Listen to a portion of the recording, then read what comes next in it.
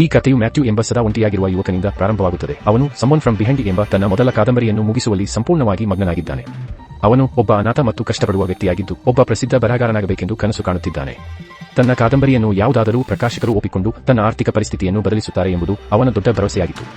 ದಿನವಿಡೀ ಅವನು ಸರಕು ಸಾಗಣೆಯ ಟ್ರಕ್ನಲ್ಲಿ ಸಹಾಯ ಮಾಡುವ ದಿನಗೂಲಿ ಕಾರ್ಮಿಕನಾಗಿ ಕೆಲಸ ಮಾಡುತ್ತಿದ್ದನು. ಆಹಾರ ಮತ್ತು ಬಟ್ಟೆಯಿಂದ ಹಿಡಿದು ರೆಸ್ಟೋರೆಂಟ್ ತ್ಯಾಜ್ಯದವರೆಗೆ ಎಲ್ಲಾ ರೀತಿಯ ವಸ್ತುಗಳನ್ನು ಲೋಡ್ ಮಾಡುವುದು ಮತ್ತು ಇಳಿಸುವುದು ಅವನ ನಿರಂತರ ಕೆಲಸವಾಗಿತ್ತು ಮತ್ತು ಕೆಲವೊಮ್ಮೆ ಕಾಲೇಜು ವಿದ್ಯಾರ್ಥಿಗಳ ವಸ್ತುಗಳನ್ನು ಸಹ ಅವನು ಸ್ಥಳಾಂತರಿಸುತ್ತಿದ್ದನು. ಒಂದು ದಿನ ವಿಶ್ವವಿದ್ಯಾನಿಲಯದ ಕ್ಯಾಂಪಸ್ಗೆ ಸಾಮಾನು ತಲುಪಿಸಲು ಹೋದಾಗ ಮ್ಯಾಥ್ಯೂ ಕಾಕತಾಳೀಯವಾಗಿ ಒಬ್ಬ ಪ್ರಸಿದ್ಧ ಕಾದಂಬರಿಗಾರ್ತಿ ಸಾಹಿತ್ಯದ ವಿದ್ಯಾರ್ಥಿಗಳಿಗೆ ಸೆಮಿನಾರ್ ನೀಡುತ್ತಿರುವುದನ್ನು ಗಮನಿಸಿದನು. ಆ ಲೇಖಕಿ ಆಲಿಸ್ ನೋಡಲು ಯುವತಿ ಮತ್ತು ಸುಂದರಿಯಾಗಿದ್ದಳು. ಮ್ಯಾಥ್ಯೂಗೆ ತಕ್ಷಣವೇ ಅವಳ ಮೇಲೆ ಆಕರ್ಷಣೆಯಾಯಿತು. ಅದು ಮೊದಲ ನೋಟದಲ್ಲೇ ಆದ ಪ್ರೀತಿಯಾಗಿತ್ತು.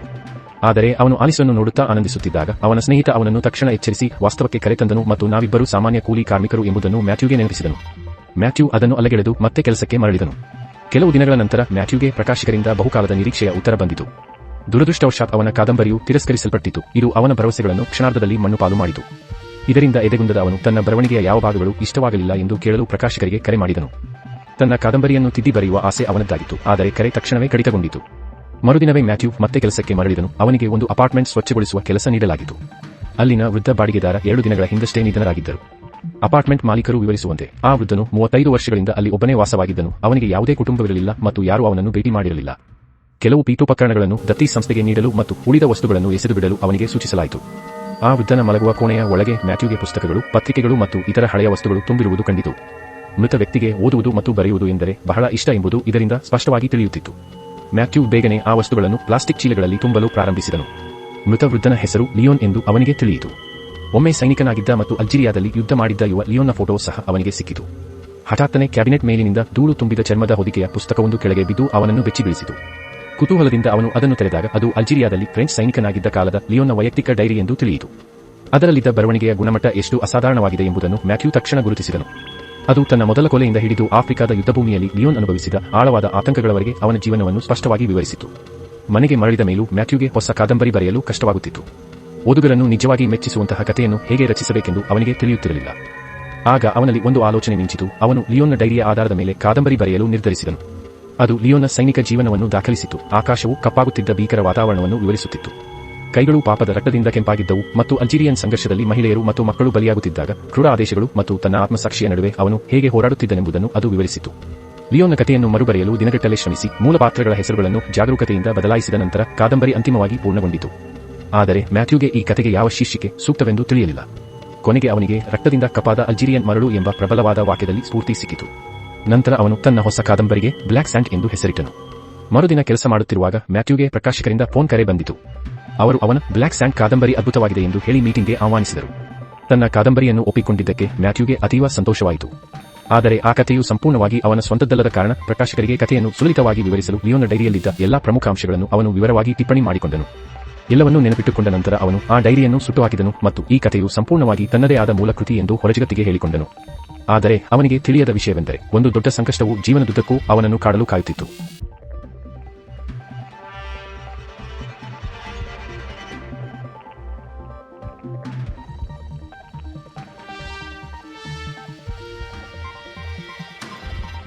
ಮ್ಯಾಥ್ಯೂ ಅಂತಿಮವಾಗಿ ಪ್ರಕಾಶಕರನ್ನು ಭೇಟಿಯಾದನು ಮತ್ತು ಅವರು ಅವನ ಬರವಣಿಗೆಗೆ ಮಾರುಹೋದರು.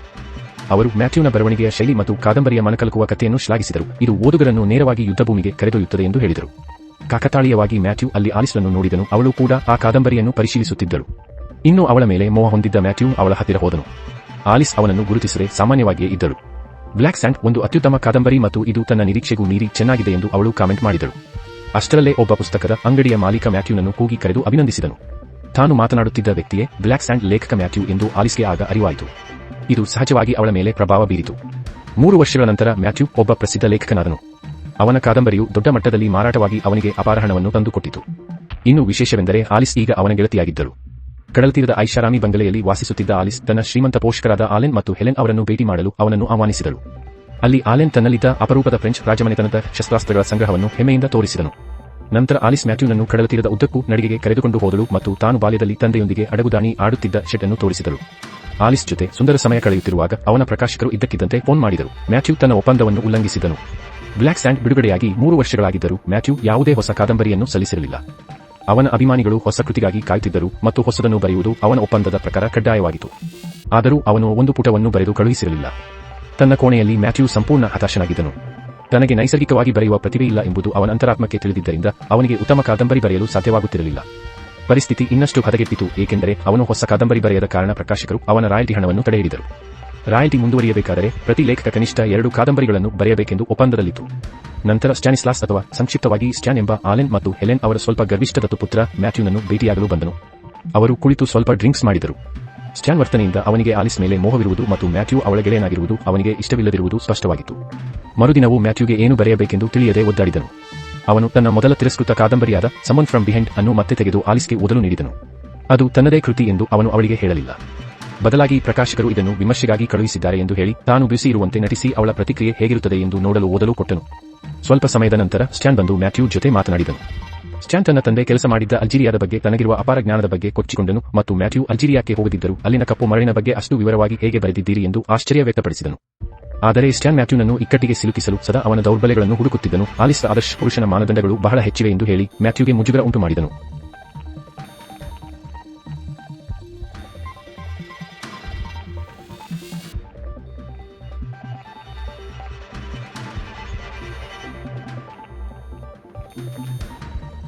ಅಂದು ಸಂಜೆ ಆಲಿಸ್ ಮ್ಯಾಥ್ಯೂ ಬಳಿ ಬಂದು ಅವನು ಕೊಟ್ಟ ಬರವಣಿಗೆ ತುಂಬಾ ಕಳಪೆಯಾಗಿದೆ ಎಂದು ಹೇಳಿದಳು.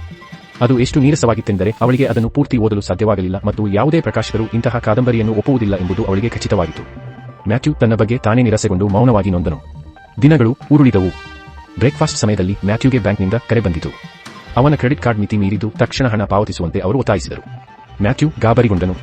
ಪ್ರಕಾಶಕರೊಂದಿಗೆ ಒಪ್ಪಂದ ಮುರಿದಿದ್ದರಿಂದ ರಾಯಲ್ಟಿ ಹಣ ನಿಂತು ಹೋಗಿ ಅವನ ಖಾತೆ ಖಾಲಿಯಾಗಿತ್ತು.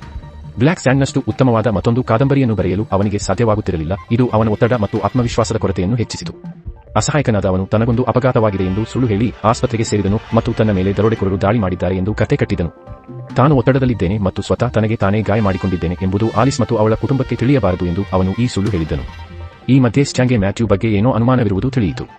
ಮನೆಗೆ ಮರಳಿದಾಗ ಪ್ರಕಾಶಕರು ಹೊಸ ಕಾದಂಬರಿಯ ಹಸ್ತಪ್ರತಿಗಾಗಿ ಮ್ಯಾಥ್ಯೂನನ್ನು ಪೀಡಿಸಿದರು. ಆದರೆ ಅವನು ಕೇವಲ ಸುಳ್ಳು ಭರವಸೆಗಳನ್ನು ನೀಡಿದನು. ಅವನು ಒಂದು ಪ್ಯಾರಾಗ್ರಾಫ್ ಕೂಡ ಬರೆದಿರಲಿಲ್ಲ. ಮತ್ತೊಂದೆಡೆ ಆಲಿಸ್ ತಂದೆ ಆಲೆನ್ ತನ್ನ ಬಾವಿ ಅಳಿಯನ ಬಗ್ಗೆ ಚಿಂತಿತರಾಗಿದ್ದರು. ಮ್ಯಾಥ್ಯೂಗೆ ಒಂದು ಪತ್ರ ಬಂದಿದೆ ಎಂದು ಅವರು ತಿಳಿಸಿದರು. ಮ್ಯಾಥ್ಯೂ ಅದನ್ನು ತೆರೆದಾಗ ಅದರಲ್ಲಿ ಡೈರಿಯ ಮಾಲೀಕ ಲಿಯೋನ್ನ ಫೋಟೋ ಇತ್ತು. ಲಿಯೋನ್ ಸತ್ತಿದ್ದಾನೆ ಎಂದು ಮ್ಯಾಥ್ಯೂ ನಂಬಿದನು. ಕಾಲ ಕಳೆಯಿತು. ಮ್ಯಾಥ್ಯೂ ಅಭಿಮಾನಿಗಳ ಸಹಿ ಕಾರ್ಯಕ್ರಮಕ್ಕಾಗಿ ಆಲಿಸ್ ಜೊತೆ ಪುಸ್ತಕದ ಅಂಗಡಿಗೆ ಹೋದನು. ಇದ್ದಕ್ಕಿದ್ದಂತೆ ಒಬ್ಬ ವ್ಯಕ್ತಿ ಬಂದು ತಾನು ಲಿಯೋನ್ನ ಸ್ನೇಹಿತ ಎಂದು ಹೇಳಿಕೊಂಡನು ಮತ್ತು ಮ್ಯಾಥ್ಯೂ ಒಬ್ಬ ಸತ್ತ ವ್ಯಕ್ತಿಯ ಡೈರಿಯನ್ನು ದುರುಪಯೋಗಪಡಿಸಿಕೊಂಡಿದ್ದಾನೆ ಎಂದು ಆರೋಪಿಸಿದನು. ಆರ್ನೋ ಎಂದು ಗುರುತಿಸಿಕೊಂಡ ಆ ವ್ಯಕ್ತಿ ಈ ವಿಷಯವನ್ನು ಗೌಪ್ಯವಾಗಿಡಲು 500 ಮಿಲಿಯನ್ ಹಣಕ್ಕೆ ಬೇಡಿಕೆ ಇಟ್ಟನು. ಇಲ್ಲದಿದ್ದರೆ ಬ್ಲ್ಯಾಕ್ ಸ್ಯಾಂಡ್ ಮ್ಯಾಥ್ಯೂನ ಮೂಲ ಕೃತಿಯಲ್ಲ ಎಂದು ಜಗತ್ತಿಗೆ ತಿಳಿಸುವುದಾಗಿ ಬೆದರಿಸಿದನು. ಮರುದಿನ ಆರ್ನೋ ಫೋನ್ ಮಾಡಿ ಹಣಕ್ಕಾಗಿ ಒತ್ತಾಯಿಸಿದನು. ಮ್ಯಾಥ್ಯೂ ತನ್ನ ಖಾತೆ ಖಾಲಿಯಾಗಿದೆ ಎಂದು ವಿವರಿಸಿ ಸಮಯ ಕೇಳಿದನು. ಆರ್ನೋ ತನಗೆ ಆಲಿಸ್ ಮತ್ತು ಕುಟುಂಬದವರು ಅಂಗಳದಲ್ಲಿ ಕಾಲ ಕಳೆಯುತ್ತಿರುವುದು ಗೊತ್ತು ಎಂದು ಹೇಳಿದನು. ಅಂದರೆ ಅವನು ಅವರ ಮನೆಯ ಮೇಲೆ ಕಣ್ಣಿಟ್ಟಿದ್ದನು. ಬೇರೆ ದಾರಿಯಿಲ್ಲದೆ ಮ್ಯಾಥ್ಯೂ ಆಲೆನ್ ಸಂಗ್ರಹದಲ್ಲಿದ್ದ ಅತ್ಯಂತ ಬೆಲೆಬಾಳುವ ಪಿಸ್ತೂಲನ್ನು ನೀಡುವುದಾಗಿ ಆರ್ನೋಗೆ ವಾಗ್ದಾನ ಮಾಡಿದನು.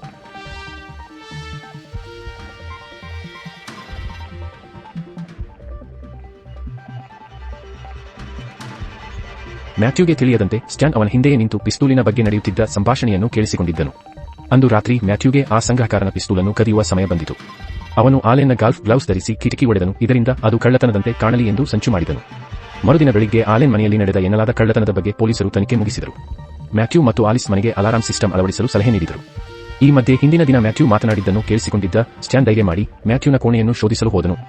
ಅದೇ ಸಮಯದಲ್ಲಿ ಆಲಿಸ್ ಮತ್ತು ಅವಳ ತಂದೆ ತಾಜಾ ಗಾಳಿಗಾಗಿ ಸಮುದ್ರ ತೀರಕ್ಕೆ ನಡಿಗೆಗೆ ಹೋದರು. ಮ್ಯಾಥ್ಯೂ ಅವರೊಂದಿಗೆ ಹೋಗಲಿಲ್ಲ. ಮ್ಯಾಥ್ಯೂ ಕೋಣೆಯಲ್ಲಿ ಸ್ಟ್ಯಾನ್ಗೆ ಒಂದು ಮರದ ಪುಸ್ತಕದ ಪೆಟ್ಟಿಗೆ ಸಿಕ್ಕಿತು.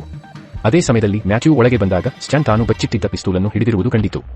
ಸ್ಟ್ಯಾನ್ ತಕ್ಷಣ ಮ್ಯಾಥ್ಯೂ ಮೇಲೆ ದಾಳಿ ಮಾಡಿದನು ಮತ್ತು ನಿನಗೆ ಆಲಿಸ್ ಎಂದಿಗೂ ಸಿಗುವುದಿಲ್ಲ ಎಂದು ಕಿರುಚಿದನು. ಜಿದ್ದಾಜಿದ್ದಿನ ಹೋರಾಟದಲ್ಲಿ ಮ್ಯಾಥ್ಯೂ ಆ ಪಿಸ್ತೂಲಿನಿಂದಲೇ ಸ್ಟ್ಯಾನ್ ತಲೆಗೆ ಹೊಡೆದನು. ದುರದೃಷ್ಟವಶಾತ್ ಆ ಪೆಟ್ಟಿನಿಂದ ಸ್ಟ್ಯಾನ್ ಸಾವನ್ನಪ್ಪಿದನು. ಇದರಿಂದ ಮ್ಯಾಥ್ಯೂ ಗಾಬರಿಗೊಂಡನು. ಅವನ ಉದ್ದೇಶ ಕೊಲೆ ಮಾಡುವುದಾಗಿರಲಿಲ್ಲ.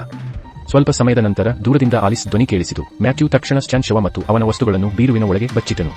ತನ್ನನ್ನು ತಾನು ಸ್ವಚ್ಛಗೊಳಿಸಿಕೊಳ್ಳುವಾಗ ಸ್ಟ್ಯಾನ್ ತನ್ನ ಕುತ್ತಿಗೆಗೆ ಪರಚಿದ ಗುರುತುಗಳನ್ನು ಮ್ಯಾಥ್ಯೂ ಗಮನಿಸಿದನು. ಅದನ್ನು ಅವನು ಕಾಲರ್ ಇರುವ ಶರ್ಟ್ನಿಂದ ಮರೆಮಾಚಿದನು. ಕೂಡಲೇ ಆಲೆನ್ ಮತ್ತು ಆಲಿಸ್ ಬಂದರು. ಸ್ಟ್ಯಾನ್ ಹೇಳದೆ ಕೇಳದೆ ಅಷ್ಟು ಬೇಗ ಏಕೆ ಹೋದ ಎಂದು ಆಶ್ಚರ್ಯಪಟ್ಟರು. ಆಲಿಸ್ ಅವನಿಗೆ ಫೋನ್ ಮಾಡಲು ಪ್ರಯತ್ನಿಸಿದಾಗ ಮ್ಯಾಥ್ಯೂ ಗಾಬರಿಗೊಂಡನು. ಅವನು ತಕ್ಷಣ ಸ್ಟ್ಯಾನ್ ಫೋನನ್ನು ಸೈಲೆಂಟ್ ಮಾಡಿ ಆಲಿಸ್ಗೆ ಸ್ಟ್ಯಾನ್ ಹೆಸರಲ್ಲಿ ಒಂದು ಮೆಸೇಜ್ ಕಳುಹಿಸಿದನು. ಅದರಲ್ಲಿ ತಾನು ತುರ್ತು ಕೆಲಸದ ಮೇಲೆ ಹೋಗುತ್ತಿದ್ದೇನೆ ಎಂದು ಬರೆದಿದ್ದನು.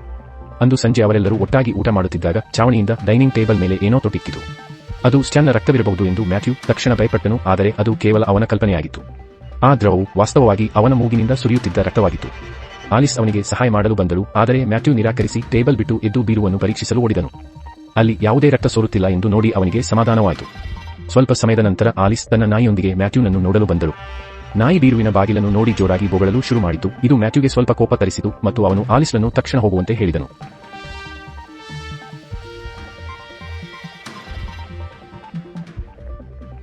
ಅಂದು ರಾತ್ರಿ ಎಲ್ಲರೂ ನಿದ್ರಿಸುತ್ತಿದ್ದಾಗ ಮ್ಯಾಥ್ಯೂ ತನ್ನ ಅತ್ತೆ ಮಾವನ ಶೆಡ್ನಿಂದ ಉಪಕರಣಗಳನ್ನು ತಂದನು. ಅವನು ಸ್ಟ್ಯಾನ್ ಶವವನ್ನು ಚಾಪೆಯಲ್ಲಿ ಸುತ್ತಿದನು ಮತ್ತು ತನ್ನ ಶಕ್ತಿಯನ್ನೆಲ್ಲ ಬಳಸಿ ಆ ಶವವನ್ನು ಮೇಲಿನ ಮಾಡಿಯಿಂದ ಕೆಳಗೆ ತಳ್ಳಿದನು. ನಂತರ ಶವವನ್ನು ನೀರಿನಲ್ಲಿ ಮುಳುಗಿಸುವ ಯೋಜನೆಯೊಂದಿಗೆ ಸಮುದ್ರ ತೀರಕ್ಕೆ ಹೊತ್ತೊಯ್ದನು. ಸಮುದ್ರದಲ್ಲಿ ಸ್ಟ್ಯಾನ್ ಶವ ಮುಳುಗಿಸಲು ಮ್ಯಾಥ್ಯೂ ಭಾರವಾದ ಲೋಹದ ತೂಕದ ವಸ್ತುಗಳನ್ನು ಹುಡುಕಿ ಕಟ್ಟಿದನು ಮತ್ತು ಆ ಭಯಾನಕ ದೃಶ್ಯ ಅಂತಿಮವಾಗಿ ಮುಗಿಯಿತು. ತನ್ನ ಯೋಜನೆಯನ್ನು ಯಶಸ್ವಿಯಾಗಿ ಮುಗಿಸಿದ ನಂತರ ಮ್ಯಾಥ್ಯೂ ಹಿಂತಿರುಗಲು ಪ್ರಯತ್ನಿಸಿದಾಗ ದೋಣಿಯ ಇಂಜಿನ್ ಕೆಟ್ಟು ಹೋಯಿತು. ಅಷ್ಟರಲ್ಲೇ ನೀರಿನ ಮೇಲೆ ಮೆರೈನ್ ಪೊಲೀಸ್ ಗಸ್ತು ದೋಣಿಯೊಂದು ಕಾಣಿಸಿಕೊಂಡಿತು. ಗಾಬರಿಗೊಂಡ ಮ್ಯಾಥ್ಯೂ ಪತ್ತೆಯಾಗುವ ಭಯದಿಂದ ಸಮುದ್ರದಾಳಕ್ಕೆ ಮುಳುಗಿದನು ಮತ್ತು ಪ್ರಾಣ ಉಳಿಸಿಕೊಳ್ಳಲು ತೀರದ ಕಡೆಗೆ ಈಜಿದನು. ಬೆಳಗಿನ ಸೂರ್ಯ ಆಗಲೇ ಉದಯಿಸಿದನು. ಮನೆಯವರು ಎಚ್ಚರಗೊಳ್ಳುವ ಮೊದಲೇ ಮ್ಯಾಥ್ಯೂ ಮನೆಗೆ ಮರಳಿದನು. ತಾನು ಎಲ್ಲಿಗೂ ಹೋಗಿಲ್ಲ ಎಂಬಂತೆ ನಟಿಸಿದನು. ಅವನು ಬೇಗನೆ ಹಾಸಿಗೆಗೆ ಹೋದನು. ಆದರೆ ಆಲಿಸ್ ಆಗಲೇ ಎಚ್ಚರವಾಗಿದ್ದಳು ಮತ್ತು ಮ್ಯಾಥ್ಯೂ ರಾತ್ರಿಯಿಡೀ ಎಲ್ಲಿದ್ದ ಎಂದು ಮನಸ್ಸಿನಲ್ಲೇ ಯೋಚಿಸಿದಳು. ಅಂದು ಮಧ್ಯಾಹ್ನ ಮ್ಯಾಥ್ಯೂ ಎದ್ದು ಆಲಿಸ್ಗಾಗಿ ಹುಡುಕಿದನು. ಅವಳು ಸಮುದ್ರ ತೀರದಲ್ಲಿರಬಹುದು ಎಂದು ಭಾವಿಸಿದನು. ಅವನು ಅಂದುಕೊಂಡಂತೆ ಆಲಿಸ್ ಪುಸ್ತಕ ಓದುವುದರಲ್ಲಿ ಮಗ್ನಳಾಗಿದ್ದಳು. ಬಂಡೆಗಳ ಬಳಿ ತೇಲಿ ಬರುತ್ತಿದ್ದ ಒಂದು ಕಟ್ಟನ್ನು ನೋಡಿ ಅವಳು ಬೆಚ್ಚಿಬಿದ್ದಳು. ಆದರೆ ಅದು ಕೇವಲ ಮ್ಯಾಥ್ಯೂ ಕಂಡ ದುಃಸ್ವಪ್ನವಾಗಿತ್ತು.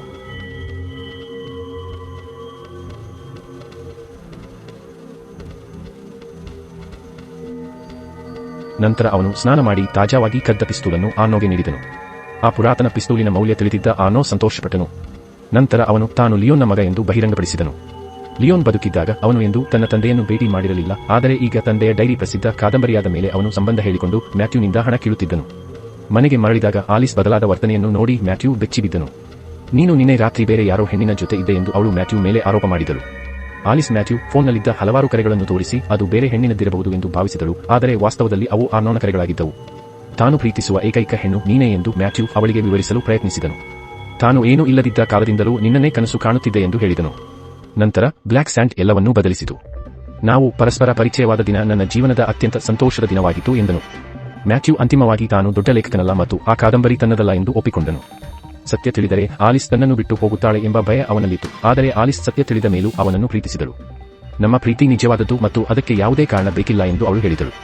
ಅವರಿಬ್ಬರೂ ಒಂದಾದರು ಮತ್ತು ಆ ದಿನವನ್ನು ಜೊತೆಯಾಗಿ ಕಳೆದರು. ಕೆಲವು ದಿನಗಳ ನಂತರ ಮ್ಯಾಥ್ಯೂಗೆ ತನ್ನ ಸ್ವಂತ ಜೀವನದ ಬಗ್ಗೆ ಕಾದಂಬರಿ ಬರೆಯಲು ಸ್ಫೂರ್ತಿ ಸಿಕ್ಕಿತು. ಅದು ಏನೂ ಇಲ್ಲದವನಾಗಿ ಕಳೆದ ತನ್ನ ಭೂತಕಾಲ, ಶ್ರೀಮಂತ ಹುಡುಗಿಯೊಂದಿಗೆ ಆದ ಪ್ರೀತಿ, ತನ್ನ ಹೋರಾಟಗಳು ಮತ್ತು ಕೊಲೆ ಹಾಗೂ ಸುಳ್ಳುಗಳನ್ನು ಒಳಗೊಂಡ ತನ್ನ ಜೀವನದ ಎಲ್ಲಾ ಘಟನೆಗಳನ್ನು ಆಧರಿಸಿತ್ತು. ಖಂಡಿತವಾಗಿಯೂ ಅವನು ಎಲ್ಲಾ ಪಾತ್ರಗಳ ಹೆಸರುಗಳನ್ನು ಬದಲಿಸಿದನು. ಇದರಿಂದ ಆಲಿಸ್ ಅಥವಾ ಬೇರೆಯವರಿಗೆ ಇದು ಅವನದ್ದೇ ಕತೆ ಎಂದು ಸಂಶಯ ಬಾರದಂತೆ ನೋಡಿಕೊಂಡನು. ತನ್ನ ಸ್ವಂತ ಕೈಯಿಂದಲೂ ಒಂದು ಒಳ್ಳೆಯ ಕಾದಂಬರಿ ಬರೆಯಬಲ್ಲೆ ಎಂದು ಸಾಬೀತುಪಡಿಸಲು ಮ್ಯಾಥ್ಯೂ ಬಯಸಿದನು. ಆಲಿಸ್ ಕೂಡ ಅವನನ್ನು ಸದಾ ಪ್ರೋತ್ಸಾಹಿಸಿದಳು. ಕೊನೆಗೆ ಕಾದಂಬರಿ ಪೂರ್ಣಗೊಂಡಿತು. ಅದಕ್ಕೆ ಅವನು ಫಾಲ್ಸ್ ಪ್ರಿಟೆನ್ಸಸ್ ಎಂದು ಹೆಸರಿಟ್ಟನು ಮತ್ತು ಹೆಮ್ಮೆಯಿಂದ ಲೇಖಕನ ಜಾಗದಲ್ಲಿ ತನ್ನ ಹೆಸರನ್ನು ಬರೆದ.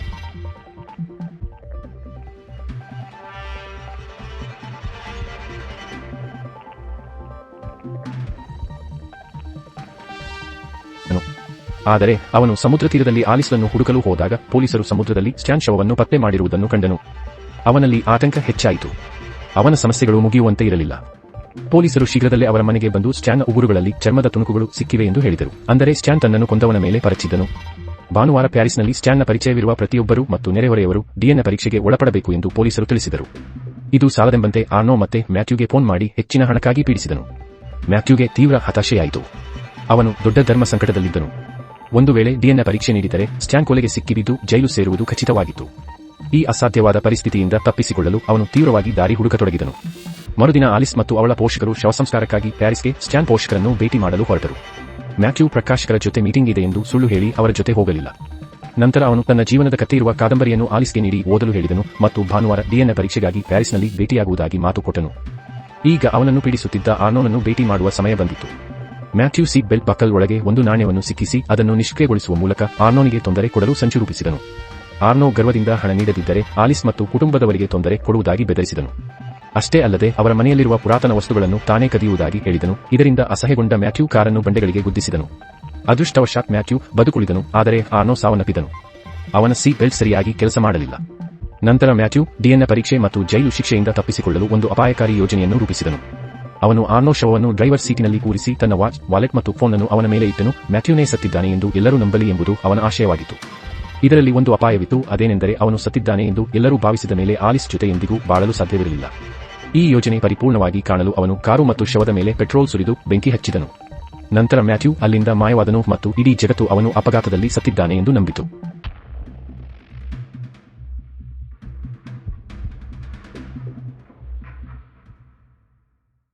2 ದಿನಗಳ ನಂತರ ಮ್ಯಾಥ್ಯೂ ಹೋಟೆಲ್ನಲ್ಲಿ ಕುಳಿತು ಸುದ್ದಿಯನ್ನು ನೋಡಿದನು. ಅದರಲ್ಲಿ ಬ್ಲ್ಯಾಕ್ ಸ್ಯಾಂಡನ ಅದ್ಭುತ ಲೇಖಕ ಮ್ಯಾಥ್ಯೂ ಕಾರು ಅಪಘಾತದಲ್ಲಿ ದುರಂತವಾಗಿ ಸಾವನ್ನಪ್ಪಿದ್ದಾನೆ ಎಂಬ ವರದಿಯಿತ್ತು. 2 ವರ್ಷಗಳು ಕಳೆದವು. ಮ್ಯಾಥ್ಯೂ ಮತ್ತೆ ತನ್ನ ಹಳೆಯ ಜೀವನಕ್ಕೆ ಮರಳಿ ಕಸ ಸಂಗ್ರಹಿಸುವವನಾಗಿ ಕೆಲಸ ಮಾಡುತ್ತಿದ್ದನು. ತಾನು ಒಬ್ಬ ದೊಡ್ಡ ಲೇಖಕನಲ್ಲ ಮತ್ತು ಇದೇ ತನ್ನ ಹಣೆಬರಹ ಎಂಬ ವಾಸ್ತವವನ್ನು ಅವನು ಒಪ್ಪಿಕೊಂಡಿದ್ದನು. ಅವನಿಗೆ ಕೊಳಕು ಜೈಲಿನಲ್ಲಿ ಪ್ರಸಿದ್ಧನಾಗಿರುವುದಕ್ಕಿಂತ ಸಾಮಾನ್ಯ ಮನುಷ್ಯನಾಗಿ ಬದುಕುವುದು ಉತ್ತಮವೆನಿಸಿತು. ಅವನ ಕೂಲಿ ಕಡಿಮೆಯಿದ್ದರೂ ಅವನ ಜೀವನವು ಸುಳ್ಳಿನ ಹೊರೆಯನ್ನು ಇಳಿಸಿಕೊಂಡು ಅಂತಿಮವಾಗಿ ಶಾಂತಿಯುತವಾಗಿತ್ತು. ಸ್ವಲ್ಪ ಸಮಯದಲ್ಲೇ ಮಳೆ ಸುರಿಯತೊಡಗಿ ನಗರದ ಬೀದಿಗಳು ಒದ್ದೆಯಾದವು. ಮನೆಗೆ ಮರಳುವ ದಾರಿಯಲ್ಲಿ ಪುಸ್ತಕದ ಅಂಗಡಿಯೊಂದನ್ನು ದಾಟುವಾಗ ಮ್ಯಾಥ್ಯೂ ತನ್ನದೇ ಭಾವಚಿತ್ರ ಪ್ರದರ್ಶನದಲ್ಲಿರುವುದನ್ನು ನೋಡಿ ಆಶ್ಚರ್ಯವಾಯಿತು. ಅವನು ಆಲಿಸ್ಗೆ ನೀಡಿದ್ದ ತನ್ನ ಜೀವನದ ಕಥೆಯಾದ ಫಾಲ್ಸ್ ಪ್ರಿಟೆನ್ಸಸ್ ಕಾದಂಬರಿಯನ್ನು ಪ್ರಕಾಶಕರು ಒಪ್ಪಿಕೊಂಡು ಅದು ಈಗ ಯುರೋಪಿನಾದ್ಯಂತ ಬೆಸ್ಟ್ ಸೆಲ್ಲರ್ ಆಗಿತ್ತು. ಅಷ್ಟೇ ಅಲ್ಲದೆ ಅವನು ಅಂಗಡಿಯ ಒಳಗೆ ಆಲಿಸ್ ಒಂದು ಮಗುವಿನೊಂದಿಗೆ ಇರುವುದನ್ನು ಕಂಡನು. ಆ ಮಗು ವಾಸ್ತವವಾಗಿ ಅವನ ಸ್ವಂತ ಮಗನಾಗಿತ್ತು. ಮ್ಯಾಥ್ಯೂ ತನ್ನ ಮುದ್ದಾದ ಮಗುವನ್ನು ಎತ್ತಿಕೊಳ್ಳಲು ಸಾಧ್ಯವಾಗದೆ ದುಃಖಿತನಾಗಿ ನೋಡಿದನು. ತಕ್ಷಣ ಆಲಿಸ್ ಬಾಗಿಲಿನ ಕಡೆಗೆ ನೋಡಿದಳು ಮತ್ತು ಕತೆ ಅಲ್ಲಿಗೆ ಮುಕ್ತಾಯವಾಯಿತು.